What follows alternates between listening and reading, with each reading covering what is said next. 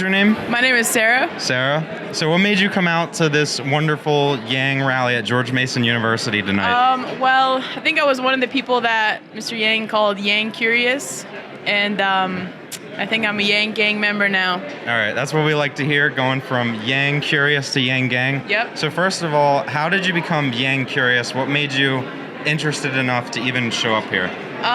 Well, I knew a lot of people who were supporters of Yang, and I wanted to see what he was about. And what was it exactly that in your head where you went, maybe I'm not curious anymore. Maybe I really like this guy. And well, I think his trickle up idea was really moved me. Were there any other candidates you were interested in before this? Definitely still want to know more about Elizabeth Warren. But as of now, Yang Gang. Yang Gang. All right, that's what we like to hear. Yep. Thank you very much for doing this. Thank you. Have a good one. My name is Scott. I go to George Mason. All right. So what made you come out to the rally tonight? So my roommate, Andrew, actually he has the name. He convinced me to come and join him. He was like, this is going to be a really cool event. You should definitely come by and check it out. So I decided to come along, see what it was all about. I've been following Andrew Yang, but not too closely, so it was really cool.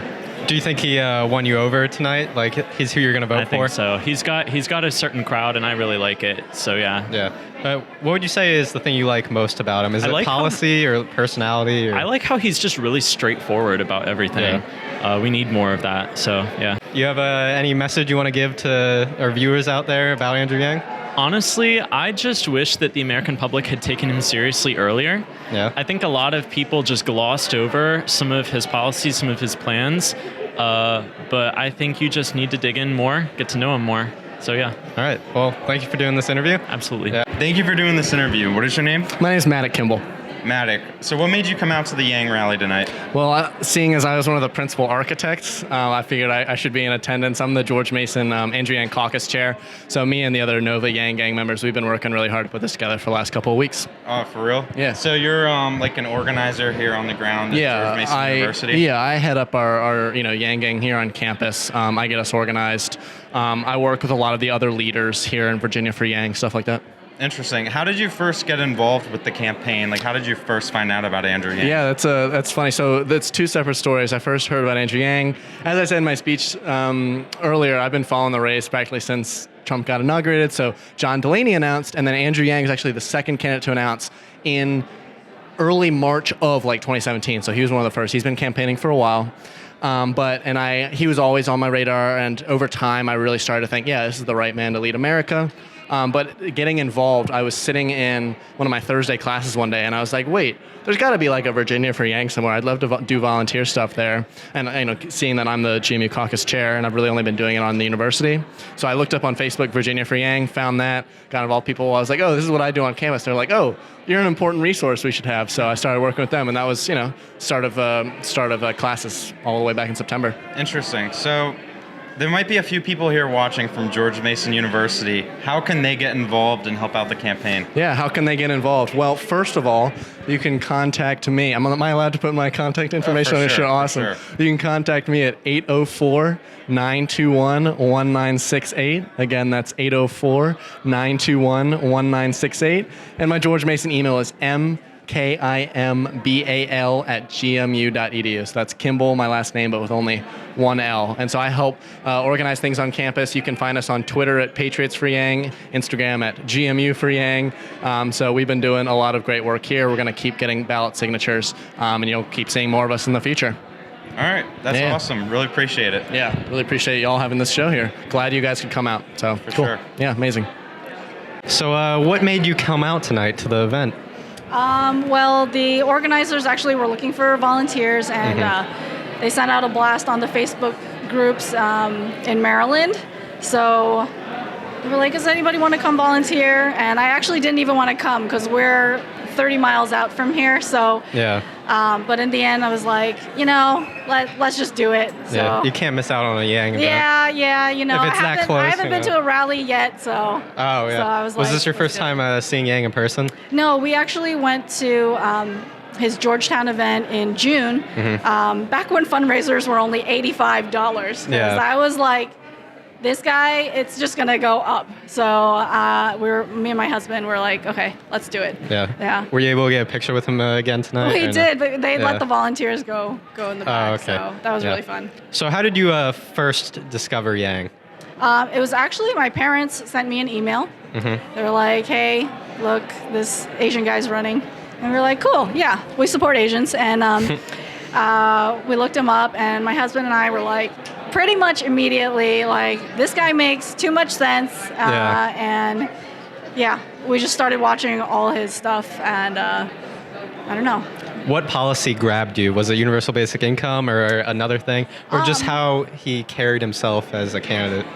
You know, UBI was definitely a hook that got us to listen, but I think what I appreciate most is his approach to the problems. So he's not trying to follow either party. He's really about following the data and looking at what research says and using that to guide, policy and solutions. Yeah, really. He's not using ideology as exactly how he solves the problems. Yeah. It's a data-driven approach. Right, exactly. Yeah. Which is, how you actually solve what works. Exactly, Yeah. right. Yeah. So, and the way that he talks is just so refreshing because you can hear that he really means what he's saying, and it's just really easy to listen to how he talks about the issues. Yeah. So what would $1,000 a month mean to you personally? Well, I'm a stay-at-home mom. I have two little boys at home. So it would be a great resource to be able to put them in more activities. And also, we're looking into homeschooling. Our older one's going to be 5 years old next year. So we could buy curriculum, So it would just be a great resource for our kids, really. Yeah. Do you have any final words to the audience? Please look him up if you've never heard of him. Just give him a chance. Listen to a couple of videos and see if it's not super compelling. So, yeah. What is your name? My name is Julian. Julian, thank you for doing this interview. So, Thank you. What made you come out to this rally tonight for Andrew Yang?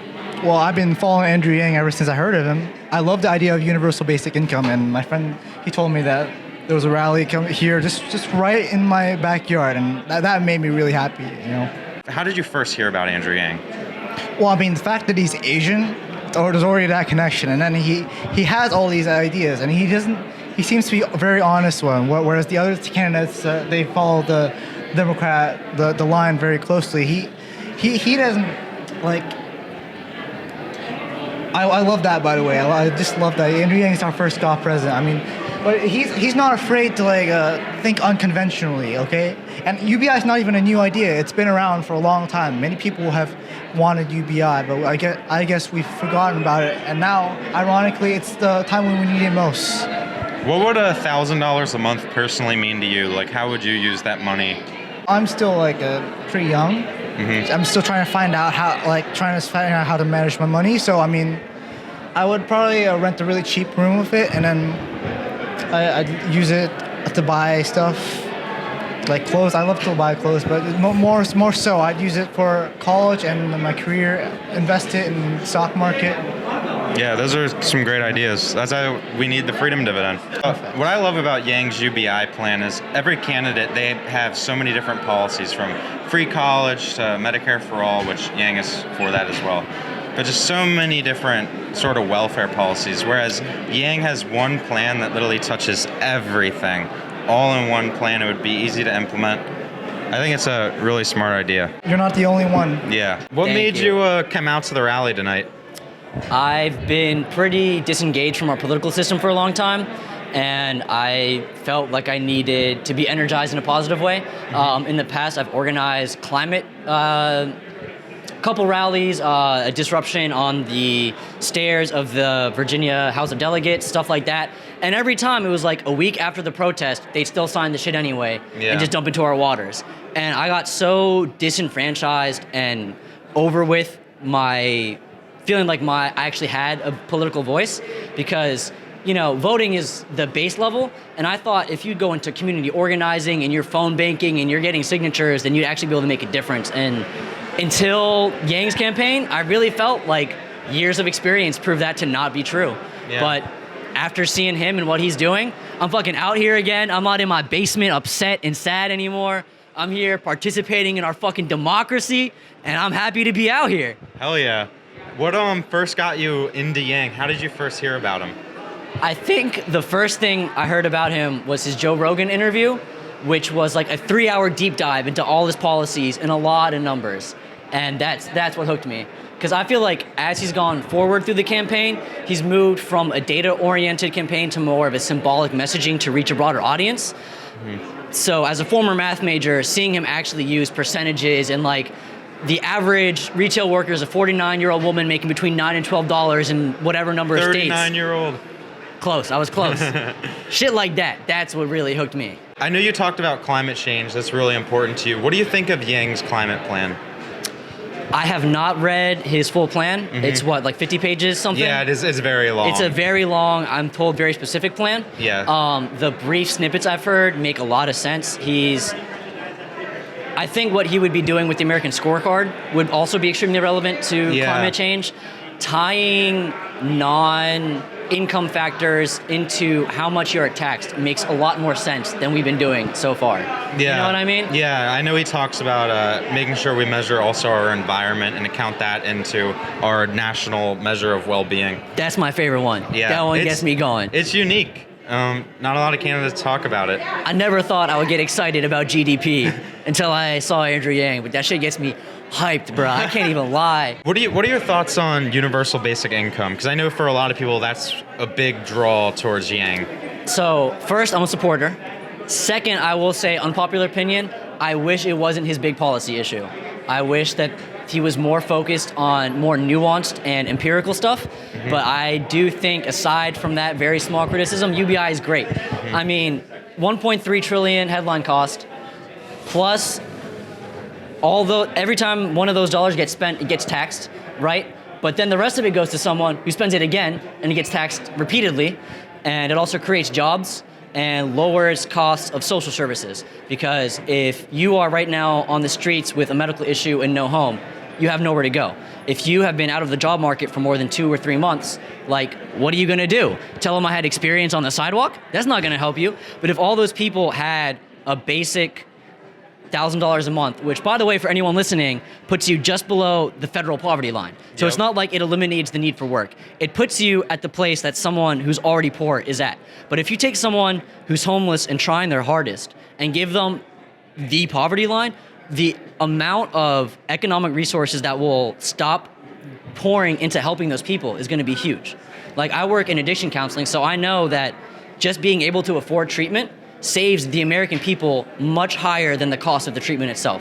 Because these are people who come in, they get inadequate treatment, they get overdose reversal, or they get a single injection, or they get a handful of counteractive pills, and then they go back into the streets and keep doing the same thing because they couldn't afford long enough therapy to actually address the problems that they're dealing with. So yeah, that's what I think about universal basic income. It's going to take a lot of resources made available for public resources. Mm-hmm. So you said you are an addiction counselor? Yes. Interesting. Soon to be. I get certified in December. Working on it. That's a great career path, I think, helping people. Thank you. What do you think of Yang's position on decriminalizing opioids? I think it's good. I think we are far behind in that. I think Portugal was the first place to do that as a whole. So for anyone who doesn't know what Portugal does, if you get caught with any amount of any drug for personal use, instead of sending you to jail and giving you a fine, they send you to a social worker and link you up with a lawyer. So instead of being punished and costing the state money and taking up space and food and resources, you get the help you need so you don't have to go back a second time. And every country that's implemented a system like that has seen not only a reduction in overdoses and deaths, but also a reduction in the total use and circulation of of any illicit substance. So I think that that's what we really need to do, and I think that will be the biggest push to a healthy and opiate-free America that we could possibly do. What would $1,000 a month personally mean to you? It would mean I could pay my medical bills. I am in so much debt. It's terrifying. If I had enough money to pay my doctors, oh my God, I would have more IQ points. I swear to God. Well, it's exactly what he says. Yang says when you're struggling financially, it has the effect of dropping your IQ 13 points. A whole standard deviation. Yeah. That's like going from an average Joe to like a fucking idiot. Like a standard deviation is a very large measure for people who aren't familiar. And when you are cognitively constrained to think about something else, it's like your brain only has so much resources, right? So if half of it is always busy processing your own financial security in your future or damaging relationships or any kind of issue that just constantly calculates in your mind, you have less neurotransmitters available, you can send less oxygen to your brain, there's less blood flow, and the economy being in the shambles that it is literally taking away the resources we have to think for ourselves and get back on our feet. And that's what $1,000 a month would do for me. It would take me out of debt, it would give me my fucking brain back, and make my mental illness symptoms way less bad. Is there any rhyme you could drop right now? Off the dome with no beat? Okay, hold on. I got a backpack on and I'm overheated. If y'all want me to rap off the dome about a topic with no beat, I'm gonna have to get a little more comfortable. 2020. They say we can't afford it, but we getting paid fucking plenty. It all goes to the top like 1 or 2%. Is that really what our founding fathers meant? If you read the goddamn Federalist Papers, they were real haters on the party system, but we only got 2. Yang's my dude. He's coming through, not left, not right, but forward, me and you. You feel me? It's like, why do we not have data science in the White House? Isn't that the center of power in the Might House for the whole goddamn country? Catch my SoundCloud at SunWhat. I have songs about all types of shit. Foreign policy. I got a trap song about foreign policy. I got shit about predatory racial loan practices at SunWhat. How do you find out about Andrew Yang? So I think like most people, I watched the Joe Rogan podcast. That's how I found out. So yeah, it just hit me within the next 20 minutes. I was like, wow, like this guy is amazing, and like no other politician. No other politician. Yeah. What made you come out tonight for the rally? Just the locality of it. You know, it's very close by, about an hour and 30 minutes or so, and support Andrew Yang. So, what policy made you interested in Andrew Yang? Was it universal basic income when he was explaining that? Originally, it was not. It was kind of a combination of his character, and also as a progressive, his policies that he kind of laid out kind of gave me more interest in him in the broadcast. So I looked him up on his website, looked through his policies. Yeah. I agree with most of them. I mean, some of them, not everyone's going to like some of them. Yeah. But for the majority of it, it's what we need. Yeah. Well, not everyone's going to like every policy. Right. I know I'm dedicating like an entire channel to Yang, and I don't even agree with necessarily every single policy he has. Exactly. But I just personally feel like he's the right person for the job. Yeah. Precisely. Yeah. All right. Well, it was a nice interview today. Thank you. Got anything else you want to say to the Yang gang? Vote. Vote. Vote. You want to be interviewed? Sure. He watches our channel. I was looking for you guys, literally. I thought you guys were like inside. All right. So, how did you discover Andrew Yang?